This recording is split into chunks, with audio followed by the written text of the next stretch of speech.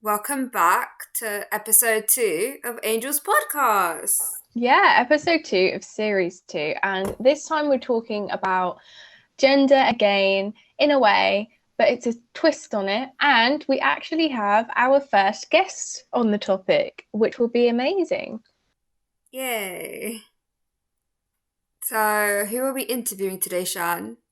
We will be talking to Somriddho Dasgupta. But yeah, he will be joining us to talk about his work as an androgynous model and activist. Yeah. So I actually met him a couple of weeks ago when I interviewed him for a university project, which is about the treatment of activists for our magazine module. And he had quite a bit to say. And because we like to do a lot on gender, sex, societal norms, that sort of thing, I thought we might as well utilise that connection and have him pop up for Angel's podcast. Yeah, and speaking of sex, shameless plug, check out my article on the female condom for Screenshot Media. Oh, definitely. It will be on our Twitter. It's on our LinkedIn. We have a LinkedIn now. Yeah. There you go. It will be on our Instagram as well. Yeah, so today's the 20th of January. Yeah, got that. Today's 20th of January. PM. Yeah, so the significance of today's day is that it is the day of the inauguration of Joe Biden as the 46th president of the United States. So I spent all of Mark's birthday. No. So I spent all of last night listening to the sort of run up to his inauguration, which will be happening 5 o'clock our time today. Yeah. But it's going to be old news by the time you guys listen to this podcast. So let us know how it's going so far. Yeah, Trump's pardoned so many people. They're doing like a security check as well, and then they had to kick out the National Guard. I think everyone's just a bit scared of there might be another White House invasion 2.0. Yeah, there's a lot of stuff going on for the inauguration. There's a lot of extra security. A lot of the streets have been sort of like barricaded off.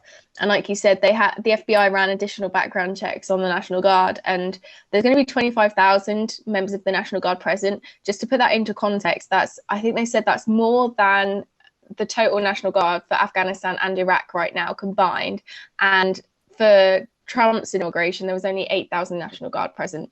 So they really pulled out all the stops. But like you said, when the FBI ran background checks, they ended up kicking out 1,000 National Guard because they found that they had ties to white supremacist fringe movements. Which, I mean, the fact that they have those jobs anyway, with that behind them, with those links, is just crazy. How they were able to make it for National Guard. Yeah, the National Guard don't really have a good history. Like, did you learn about the Little Rock cohort of students? They were the first group of black students to enter a white school, and it was such a controversy, and they got the National Guard to like stop the students from entering. So it's like, is it the Little Rock 9? I can't remember. But yeah, so the National Guard are known to be a bit racist. I think they're now hopefully fixing their image. But the fact that they got rid of, 1,000 people, it's a bit upsetting and shocking. Well, the National Guard didn't get rid of them. Remember, it's the FBI that removed them. So the National Guard, National Guard is still probably heavily flawed. But yeah, so are most institutions, which is why abolition of police and that sort of thing might be the only way to make a lot of people feel safe in their home countries. But anyway, so that's where we're at right now. Trump's on his way to Mar-a-Lago on Air Force One just before the inauguration happened. The last time we'll ever use Air Force One. Exactly. And then the plane savouring the last moment. Yep. And he will be sunning it up in Mar-a-Lago while Biden's giving his speech. His big. I just don't understand I just don't understand his deal. I don't get what's going on in Trump's mind right now. I don't know if he's doing this on purpose, if he's just trying to create more press. Because at the end of the day, he is a celebrity. That's how he originally. So I don't know if he's trying to make press, if he's genuinely upset. Like, I need to read him, but I can only do that if I meet him, and I want to meet him. Maybe I should meet him. Maybe I should. Petition for you to meet Donald Trump. Yeah. But there you go. Well, you never know. Maybe you can go visit him in prison. If this whole impeachment thing goes. I don't think it's gonna happen. No, you don't think he'll be the first president ever to be imprisoned? He's the first ever to be impeached twice. So yeah, but the first time nothing happened, did it? No, but that's why they've impeached him again. But why are they impeaching him again? Over the whole inciting violence thing, the whole Capitol Hill thing that happened, I think it was 12 days ago now. The thing is, Trump he was, what's the word, like, egging it? Like, he was like, we did lose, there's votes fraud, but don't do violence. He's kind of like making them do it. He's not telling them stop. He's saying, we did lose, the votes are fraud, I did win this election, but no violence. And it's like, shut up. We know what you mean. Oh, it's 1 o'clock. That must mean our guest is somewhere on his way. Hopefully the links work. Hopefully everything works. That's the only trouble with technology. Yeah. You never know when it's gonna. Oh, here he is. Admit him to the. Oh, bang on time. Hi. Hi. Hi there. How you doing? Good. How are you? I'm good, thank you. Would you like to meet Anna? This is Anna, my co-host for the podcast. Hi. Hi there. How are you doing? Okay, so do you want to start just by sort of like saying a bit about yourself? Absolutely, sure. So my whole name is Somriddho Dasgupta. And basically I'm an androgynous model and an activist. And I work to raise awareness about like androgynous and queer BIPOC issues, because I want people to like know about issues faced by like queer people of color, and also like to know more about like androgyny, because I feel like in 2021 gender binary shouldn't like restrict how people choose to express themselves, and they shouldn't like get hate if they choose to like express themselves like kind of differently from the norm. So yeah. For someone who, imagine that there is someone who doesn't know anything about androgyny. What is androgyny? Androgyny, so basically I would say that this is when a person likes to express themselves in both masculine and feminine manner. So for myself, I like to express myself like in a super masculine manner sometimes. So like, for example, right now I have a beard and everything and I look like quite manly, but then also at other times I like to express myself in a super feminine manner. So like, for example, I wear like a lot of makeup, I wear clothes that are like quite avant-garde, quite out there and stuff. And that way, like, I feel that like I'm expressing myself in the best way possible. But then like, I've noticed that people do not really have problem with me like when I look masculine, but they only have a problem with me when I look feminine, which is quite problematic. So yeah, I just like really want to like change that, because the thing is that like, you know, when people have a problem with like my feminine side and like not my masculine side, it shows that like there's like an inherent sexism in like people's minds, because like that means that like you don't hate me for being gay, but you hate me for being feminine, you know? Yeah. So there's just like a lot of like concepts that like I really want like people to like know about. Yeah, I mean, you can't really win with them, can you? You could just sit there and people will still be angry at you.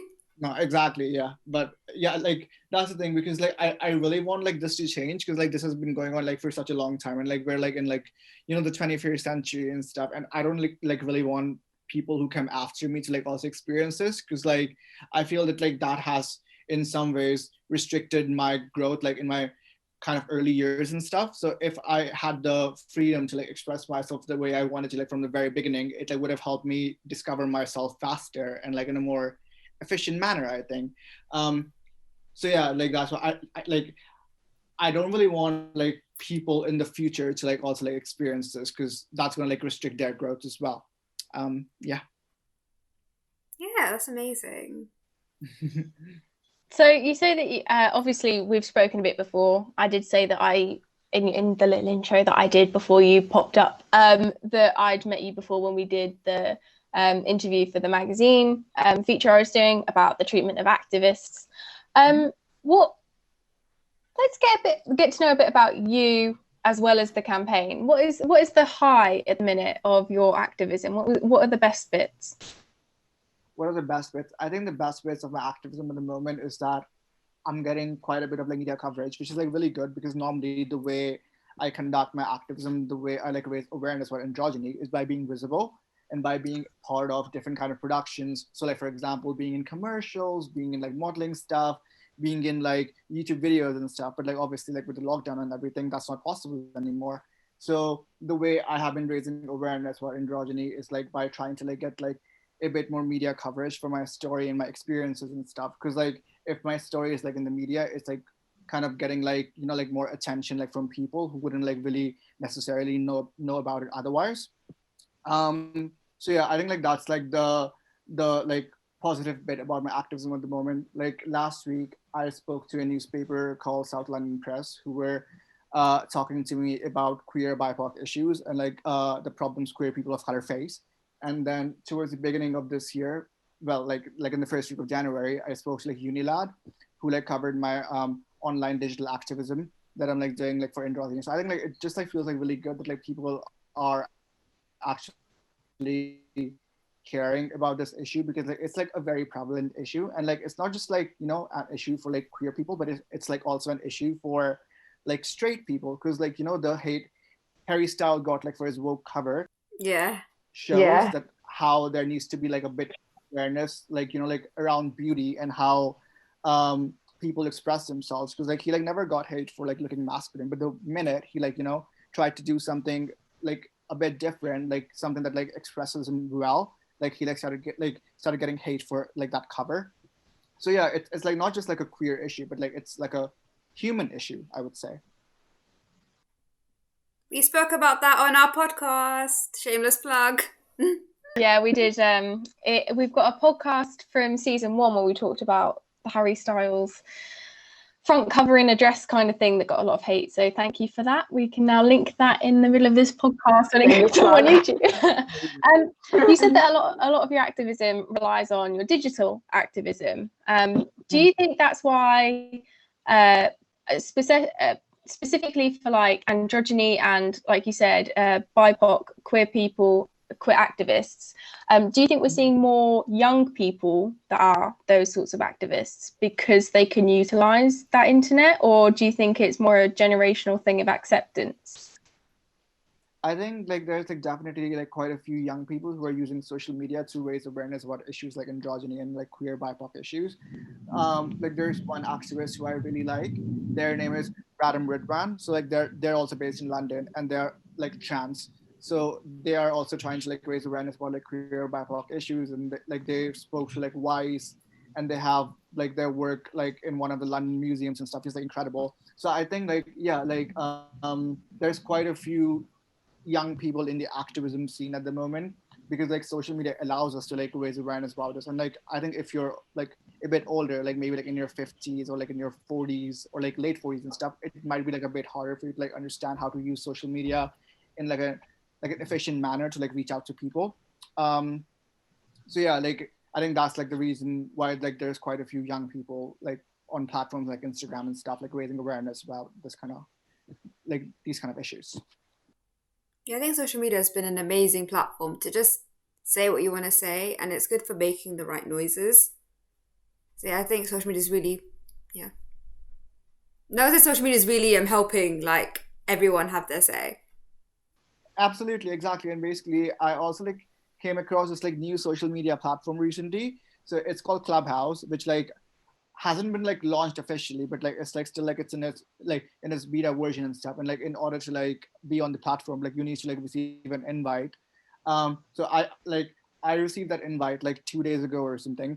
And basically like it's like Instagram and like Facebook and stuff, but like the whole platform is like audio based. So you can't like post pictures or anything. It's all audio, which is I think like really great, because like you can like talk in depth about the things you really feel passionately about with like a huge number of people. Like basically on that platform, like there's like different kind of like chat rooms and stuff that like you can like hop in and like join if you want. And if you want like talk about the issue that's like being discussed, like you like raise your hand, kind of like a Zoom meeting.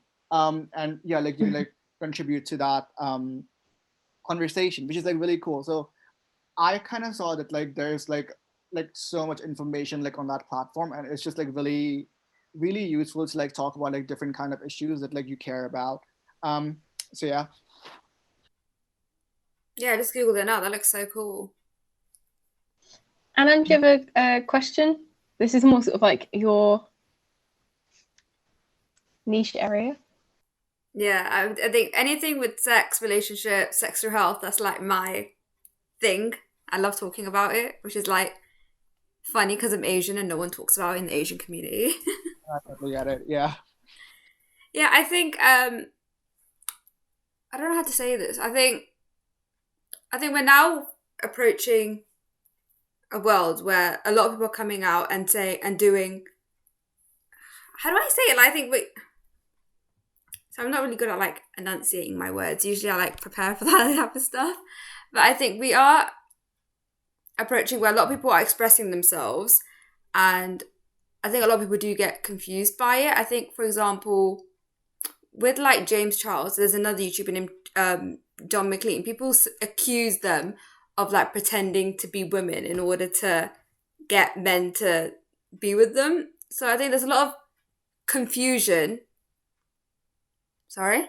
Like they accuse James Charles of like pretending to be a woman to like get guys. Yeah. Yeah, it's just something that like people, like the haters say in order to, I don't know, get. It's like no sense because like he's like very like popular and stuff, and like everybody like knows that like he is a guy. So, it's so weird. I know. It's an actual issue. So, what are some of the things that people get confused with when it comes to androgyny, and yeah, what do you want to clarify when it comes to that topic?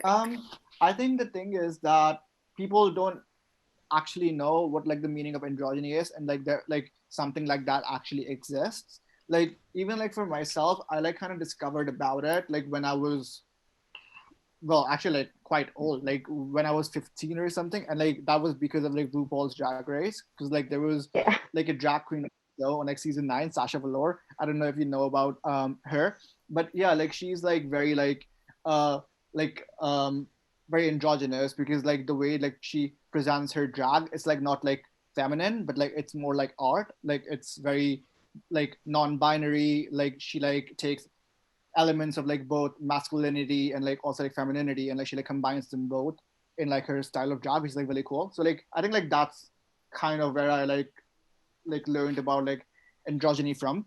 And then like obviously like I also like did like more research to like know what it exactly is about. But the thing that like people like don't understand is that like, you know, like being androgynous and like being non-binary is like not the same.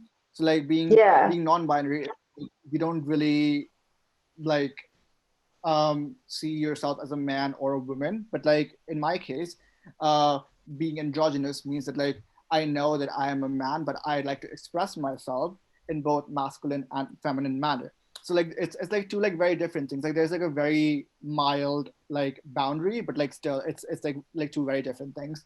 Um, so yeah, like that's like what like people don't understand, because like when I was like also talking to some friends about like my androgyny and stuff like that, like they said, so, but like Som, you always call yourself a man, so how are you androgynous? And yeah, and I like explain them like this whole thing that yeah, like you can be a man and still be androgynous because you like to express yourself in feminine manner.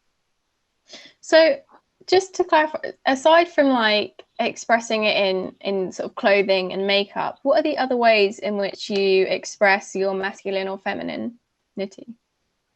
I think interesting. So like basically I like to like express my masculinity and like femininity in like quite a number of ways. So like I also like do it like through like creative expression and stuff. So like for example, I'd like make videos and stuff, and like so like for example, if on that day like I'm like feeling like quite feminine and stuff, I might like talk about issues that like people who are like more feminine like might experience, because like I can like relate to that topic more as well on that day and stuff. Because like for example, okay, so like if I'm like dressing like in a feminine manner and like I'm like going out and stuff, I'd like also experience the stuff that like people who are quite femme have to experience.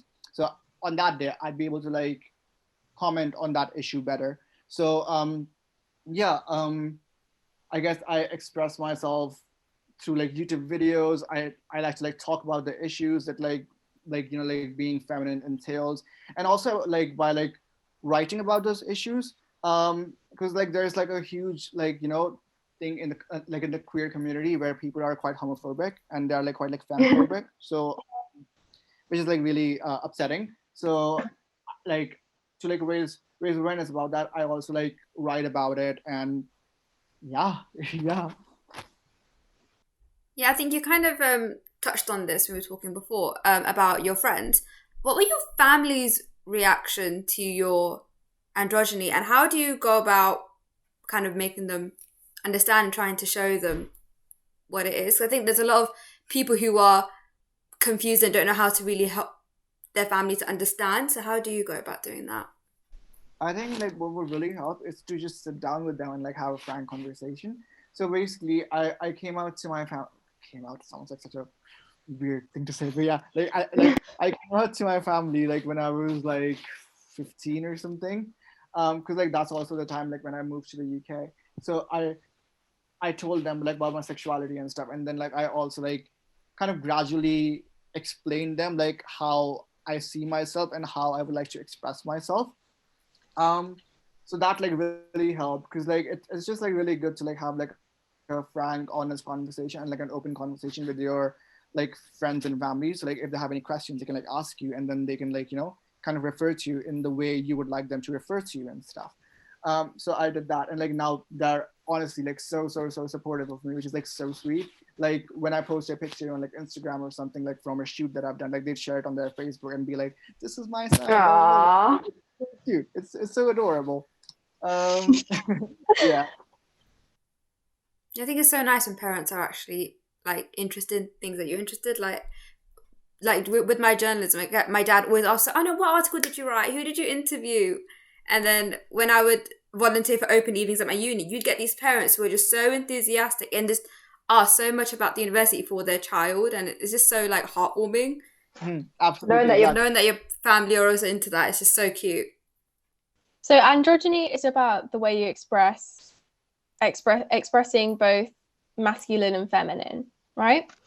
Yeah. So does androgyny believe in binary, as in there is a masculine and a feminine, but you just sort of like go between both of them in expression? Or does androgyny subscribe to the like spectrum model of gender? So how I see it, I like totally see it as a spectrum, because also like when I'm like expressing myself in a masculine manner, I would like always kind of cultivate some feminine aspects, like to like the way I would like present myself and stuff. So like I totally see it as like a spectrum, and yeah, like if you want to like express like yourself in a totally masculine manner, like you can also do that. So I what I feel is that it is quite subjective to like the person on like how they want to like present themselves and stuff. So yeah, for me it's a spectrum, but like for somebody else they might want to subscribe to a more like binary definition of gender, and that's how they would like to like express their androgyny. So it's like quite subjective, I think. Yeah. Okay, interesting. And you said when you were replying to something that Anam said, I can't remember specifically, Anam, I'm sorry, okay. about the homophobia in even like the LGBTQIA plus community. Are you able to expand on that a little bit? Because I think that's quite interesting, especially for people that are outside of that community, to see that it goes on within it. But I suppose it's similar to how colorism exists within like Black communities. You know, it's like the racism, the homophobia is so internalized that even against people that you're supposedly grouped with, you have to find a way to differentiate or to feel better than them. Yeah. No, exactly. That's the thing. Like when I like moved to the UK, I like really like expected to like find a community who like really understood me and like really supported me for like who I was. But then like what I found out was that like the community like kind of liked me better like when I was like masculine as opposed to like feminine, which was like very surprising to me, because the thing is that like like we have been like fighting for our rights for like such a long time, and like we have the rights we do because of like people of color and also like trans people of color. So you wouldn't like really expect the community to be like femphobic and like homophobic. Yeah, but like for example, like when you would like go on like I don't know platforms such as Grinder or like I don't know anywhere, like you'd see people like saying stuff in their bios such as no femmes, no people of color and stuff, which is like really like I don't know like very upsetting because like it's like quite what's the word? It's like like okay, yeah, quite ironic, I think, because yeah, like we have the right to do because of people of color and like trans people of color who are like femme identifying. So you saying stuff like that just like literally ignores everything that happened in the history and the way like we got our rights and shit. Um, yeah, it's quite like sad. So yeah, Yeah, slightly hypocritical. exactly. That's the word I was looking for. Hypocritical. Yeah. So today, the day that we're recording this, I mentioned sort of like we did a little pre-intro before you came on, so about 10 minutes before, and I was updating Anam on the fact that today, the 20th, when this is recorded, is the inauguration of Joe Biden. And Joe Biden was not only the first president-elect to reference transgender people in his acceptance speech, but he's also got the first person of color, woman of color, as vice president. Yeah. So do you think that the fact that like now they're in power, now that is the president and the vice president, that will impact the communities respectively at all, or attitudes at all in like mainstream? Absolutely. I mean, I kind of feel that like the world like in the last like 5 years or something had gone super right wing, and like the hatred towards gay people was like literally at its peak, because the person in power in America, which is also like the world's superpower, like literally America controls like a lot of countries, and like yeah, like they're literally like a superpower and stuff. So like the person who's like in charge of that country, like who's the president of the country, is like was so homophobic. Like Trump was like really homophobic, and like he was just like not like a very like nice person in general. And I think like that kind of like world leaders around the world know that they can like also like act this way and it's okay. And I also kind of feel that like world leaders around the world acted the way in the last couple of years that like the way they did because they wanted to like have like good relationships like with America and stuff, and they thought that like if they show the person in charge that like their ideology is like the same as them, like they'd have like a good relationship with them. So for example, like also like in India, like it's like a very like right wing country at the moment, and we did get like the gay right marriage law like back in like 2018 and stuff, but like still it hasn't been accepted by like the public, and like the society like still treats trans people and like gay people as like outsiders. So there's obviously like still like a long way to go. So now I really feel that like with like Joe Biden coming in power, I think the stuff like the things that like have happened in the last couple of years would like slowly start improving.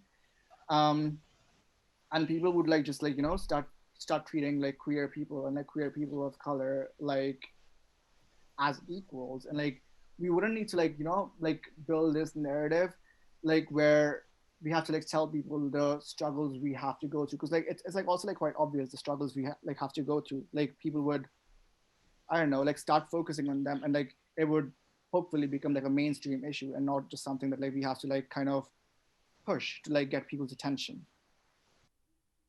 Yeah. I think one thing, so one of my articles I'm focusing on the representation of refugees in film and TV, so that's kind of popped in my head. So I think obviously we have Harry Styles, who was the first male cover of Vogue, and he was wearing a dress and everyone got irritated about it. And I think that did kind of push the idea that like it's just a dress, like it's just a dress, like what's the problem? So what are your thoughts on the representation of gender and queer? I think it's kind of changing now. So what are your thoughts on all of that, and what more do you think needs to happen in order for it to become mainstream, in order for it to be like normal? Like, yeah. People need to be like more aware about like stuff such as androgyny. Like that way, like it's like literally gonna be like so much better for like literally everyone involved like in this. But yeah, I think like in like the like last like 2 or 3 years, like the stuff with like represent like with like representation has totally improved and stuff. So like I saw that like like last year at like the Grammys and stuff, like there were like quite a lot of like people who were Yeah.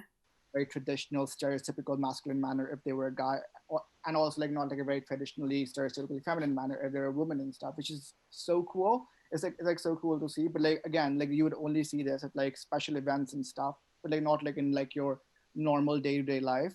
So that's what like I'm trying to change. That like if you feel that you want to wear a dress and you want to like go out shopping, do it. Like you shouldn't feel compelled to like wear a t-shirt and like trousers because you're a guy, and that way like you'd also feel safer going out. Like that really shouldn't be the case.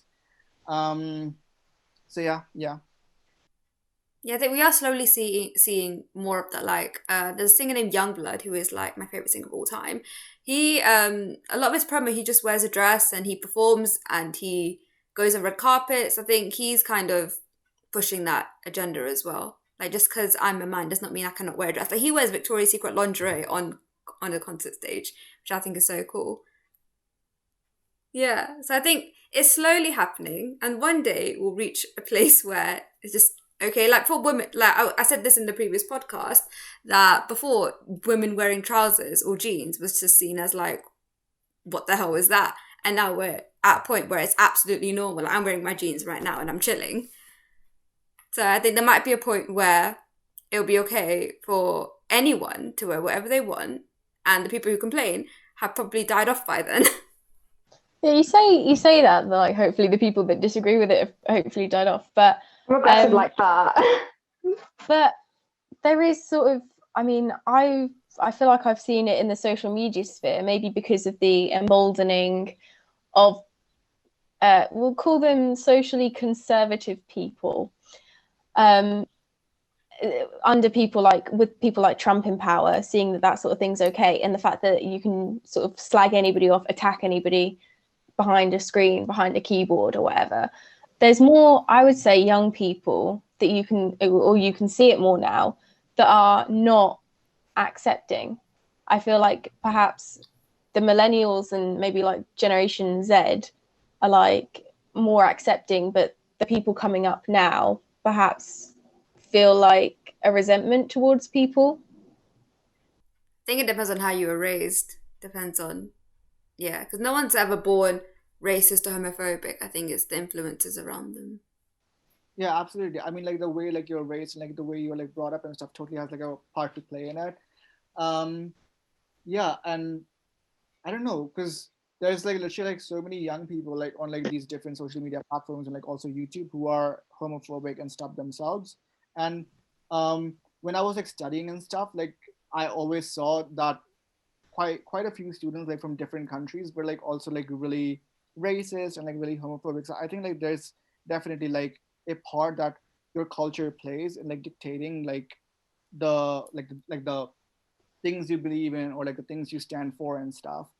But obviously it's also like up to us to like change those things. Like you don't have to like stick by something just because your parents have like taught you to like believe in those things. You're free to like own decisions and like to like hold like your own ideas and stuff. So Yeah, I think religion has a big part as well. yeah, absolutely. Yeah. If we could just bridge into intersectionality for a quick second, we've sort of touched on it. But obviously, like in your Twitter bio, part of your sort of a unique selling point when you're going for your activism and being a part of campaigns is that you are not only in like the queer androgynous community, but you're also a person of color. So how do those two things work together? How does that affect what it's been like growing up being you? I mean, I kind of feel like queer people of color are like kind of like like walking on like a double-edged sword, like where they have to like fight not only like just homophobia, but like they also have to like tackle racism, and that is something that like I had to experience like when I like moved here.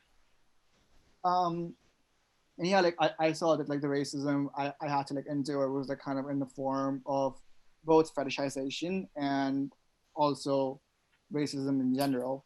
So yeah, like the thing is that like when you see activists like on social media platforms, you like don't really like see many activists of color. And like if you're like talking about issues that like affect a certain community, I kind of feel that like you should kind of be like from that community, because that way like you have like the first hand knowledge of like, you know, the things that have been like going on, and like you like know like how exactly severe it is and stuff. So I think like that's why um I like to like use my race as like also like a factor like when I try to like tell people like about my stories and stuff, because like my race does play a big part in the story, and they should know that the person who is writing the story is from the community that he's talking about. um yeah, so yeah. Yeah, I think in India, I was just Googling up the first ever LGBTQ rom-com, Bollywood rom-com. I forgot what the name is. Do you know, are you aware of that? Oh yeah, I heard about it like when it like first came out, like with the actor Ayushmann Khurrana. Yeah. Yeah.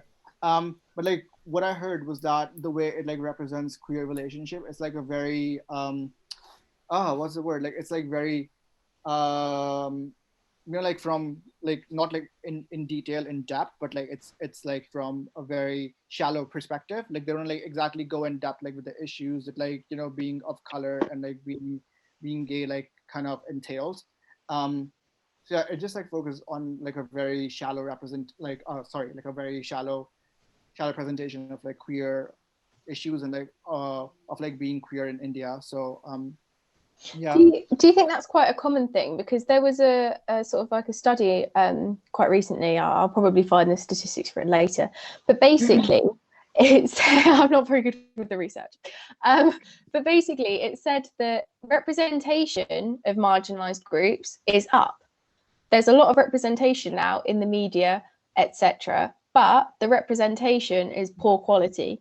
Yeah. Like you said, even with that film, it was the first of its kind. Amazing. That strides. You can see somebody that looks like you on film, but what is actually happening to them? Is it doing justice to their story, or is it feeding a stereotype, or is it, like you said, just shallow? Is the person being shown as 2D? Do you think that this increased representation that's poor quality is doing more harm to your activism, or do you think any sort of representation is good representation? I kind of feel that like obviously the the representation has gone up in the last couple of years, because like also like in the music industry, like there's so many like pop people of color. Like there's Rina Sawayama, who's Japanese. There's Lizzo. um We love Lizzo.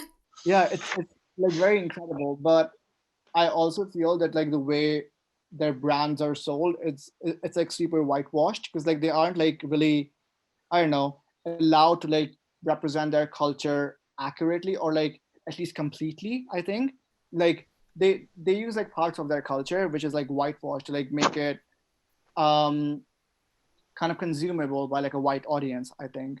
So that's like a bit problematic, because that way like people of color think that like they need to like, present themselves in like a certain manner to feel accepted, which shouldn't be the case. Yeah, so yeah. Yeah, I'm legit writing a feature on this, and you guys both just said the exact same thing my interviewees have said. I interviewed someone from Migrant Theatre who's a co-founder, and she said, like, we need more migrants in the creative process of making a film in order to make an accurate representation. So they need to be, you need to hear their story. You need to know, like, am I just doing this just to make a quick buck, just to get representation, or am I doing this to actually share their story?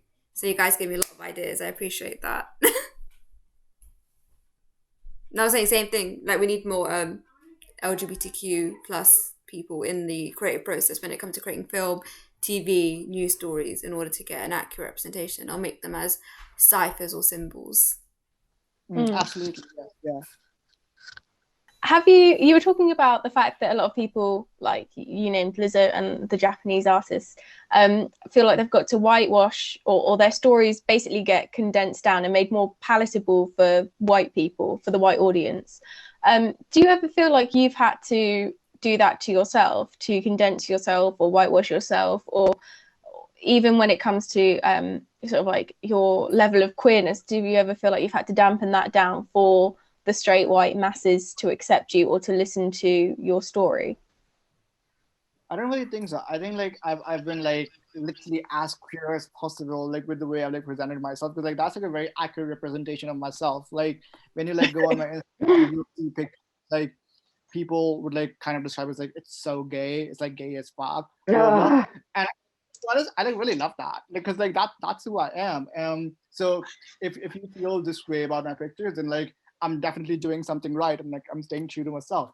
Um, but no, I don't think that like I've like whitewashed like the way I like present myself and stuff because um I am kind of specifically like focusing on like like queer issues and like queer people of colors issues and stuff. So if I like whitewash the way I present myself, like the whole purpose like is like just like goes to like waste because yeah, because like that's going to be like quite ironic and like I do not like wish to like do that. So I think like I've been like quite true to like my Indian heritage and like my Indian roots, I think, with like the way I represented myself. Amazing. What is the most surprising thing or the most surprising reaction you've had since you started your activism? The most surprising reaction. Oh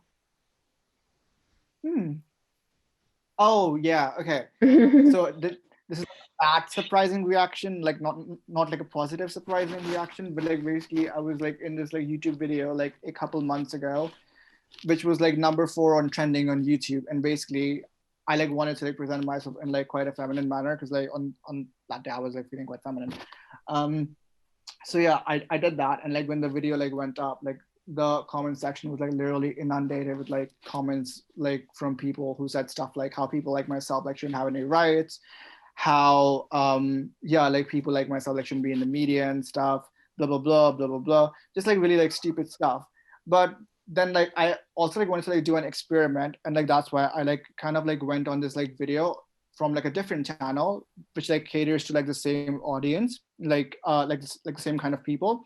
And in that video I like presented myself in like a more masculine manner, and they were like literally like fan pages for me and stuff, like for the character that I was playing. There were like fan pages on Instagram for that. There were like fake YouTube channels for that.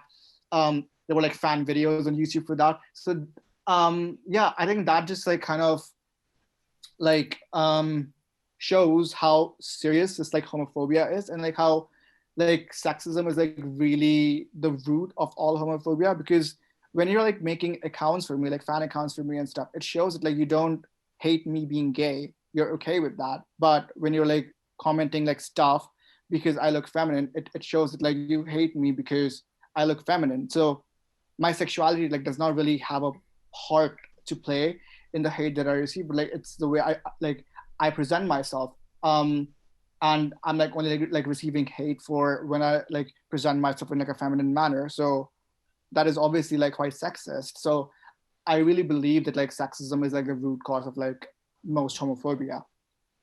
I was exactly just going to ask you if you think that was rooted in sexism. So thank you for getting there before I asked you that. Definitely. It's funny. How do you... No, sorry. Right. It's funny, isn't it, that like if you dress masculine, if a woman dresses masculine, there's no qualms about it. It's absolutely fine, because it's like they talk about like social capital. Feminine things have less social capital. The most ragged on people in society are young girls, teenage girls. If you like something that's teenage girl oriented, there's obviously something wrong with you, because why would you like that? It's got no value. The capital, the social capital is just not there. The cultural capital for women is not there. So if you take on anything feminine and you're masculine, it's like, but you've already been given the advantage. You're already higher ranking because you're a man. Why are you trying to eke into the lower ones? Why are you trying to knock down your own status by being feminine? Why would you want to do that? It makes no sense. But it's just very irritating. It's just very irritating, you know. The inner feminism's coming out of Shannon. I was saying the inner feminism's coming out of Shannon. Feminism's always there. It's just everybody, just let everybody do their thing. Stop putting values on the way people are that they can't control. Yeah, even if they can control it, don't put a value judgment on it. What are you doing? Yeah, I mean, the thing I always say is, how is it affecting you? How is Harry Styles dressing up in a dress, wearing a dress? How is that affecting your life? How is it impacting you? Like, are you going to have an aneurysm seeing it? Like, what's the problem? Exactly. Let it happen. Like, just like mind your business and like let people be the way they want to be. Exactly. And I Yeah. think we might title the podcast that, A Conversation About Minding Your Business. Yeah. Oh my god, let's do that. Let's just get everyone. It will be a conversation Yeah. about minding your business. Yeah, I think one of my questions is, how do you deal with the haters? As advice, to someone who's receiving hate right now, what is your advice to them? So I would say that like don't like take it to your heart, because obviously like if they're hating on you, like it's like not your problem, it's like their problem. Like they have some issues that like they have to solve. So and like they're like kind of I like forgetting these words, like these like really like nice words that I would like to use. Reflecting the hate on you. Um so so yeah, like don't like, I don't know, be like disheartened and stuff, and like don't like let that like stop from like you like from being who you are, because like ultimately like you'd like end up upsetting yourself like in the process, and like you wouldn't be like true to yourself anymore. So like you don't want to do that just because like a couple people don't like the way you are. I mean, who are they anyway? Like they don't like, I don't know, control you. They don't have like any control on your life. They aren't like making like any positive impact like on your life either. So like they have like no power whatsoever. So why would you, you know, let them win by dressing or acting the way they want you to act? So yeah, just stay true to yourself. Fuck them. Yeah, love that. Oh, fuck them. Amazing. We've got some like really stellar quotes here. It's going to be difficult. Yeah, I was just like thinking of quotes just like to tag. Oh yeah, and they go up on our Instagram. We like pull quotes from our podcast. We haven't done that lately. We should really do that. Look, there hasn't been podcast stuff in a minute, and I've been very busy, so I'll get there. All right. Yeah. So we What are can we do? approaching having spoken for an hour, because we started 10 minutes before you joined us. So this is with the point where I start to wrap up, partially because I need to go to the loo, and partially because we're running. And this always happens. It always happens. What can I say? I sit here with like 10 cups of coffee and a bottle of water. Obviously, I can only go about an hour, and I've been sat here and I'm like, oh, I'm starting to need to go. Like, it's getting time for the podcast to end. So we're incredibly professional here at Angels Podcast for Angels News Network. Yes. It's just the height of professionalism. That's us. So is there anything that we haven't asked you about your experiences, about your work, about your hopes for the future, Yourself. that you would like to impart before we call it a day? The final words. Go. Okay. Oh my god, that's so like hard to like say everything you want to say in like a couple of words. But I think I just say that no matter like if you are non-binary or if you're androgynous or if you're trans or whatever, I mean, just yeah, as I said before, just like stay true to yourself, and like don't like let people who are like fighting for your rights and people who are standing up for you. So yeah, so like just like if you want to support those people, just do that by staying true to yourself. Because yeah, like the stronger you are, the easier it is going to be to like quiet down the haters, I think. Because they'll know that their stupid comments, their hate is like not gonna make us go anywhere, but it's still gonna stay here. And hopefully at one point they tire out and they realize that like there's no use like hating on them, because they're not gonna change. So yeah. Yeah. We're not gonna. Yeah. So I was gonna go on a tangent. I should really not. Not when I need the loo this badly. You're not going on any tangents. Okay. So That's for another day. Exactly. Lovely. So if you want to follow me on Instagram, my Instagram is @Somriddho. So that's just my first name. And you can keep up with all the stuff that I'm doing with regards to activism, with regards to my modeling, acting, everything. Yeah. Well, we definitely recommend that. So follow on Instagram. Absolutely. I'm gonna follow you right now. Oh, Hannah's already doing it. I will do it in a minute because my phone is too much for me to deal with right now. So thank you again so much for talking to us. And Hello. oh, she's already done it. That's Anna. I'm showing proof that she's already followed Somriddho. So there we go. Thank you so much. We'll probably catch up with you again at some point. Who knows? When we hit the end of 2021 or the end of the season, we might do a recap and bring all of the season's guests back. That's an that would be idea. amazing. That would be cute. Cool. I'm just The putting that out there now. ultimate podcast. Exactly, the ultimate guest experience. So thank you so much. We're so grateful to have had you agree to come and do this and to talk to us. And it's really important that stories like yours get out there. Keep up with the activism because it really matters what you're doing. Yeah, and thank you again. Yeah, thank you so much for telling us about androgyny and like educating the viewer, our 10 viewers about it. No problem at all. Thanks for having me. Yeah, thanks for being here. So goodbye. See you. Bye. Take care. Bye-bye. Bye. So Yay! that was Amazing. really good. Oh, he's so lovely, isn't he? He's so sweet. Bless. Yeah. So I wasn't kidding about needing the loo. So let's wrap this up. So thank you everybody for tuning in for another episode of Angels Podcast. This was episode 2 of series 2 with Somriddho Dasgupta. Conversation about androgyny. Yeah, and minding your business.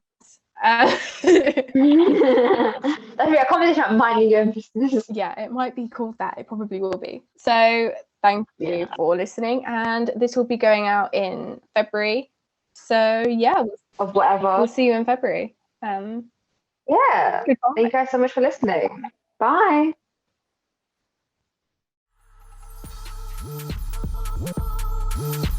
Woo!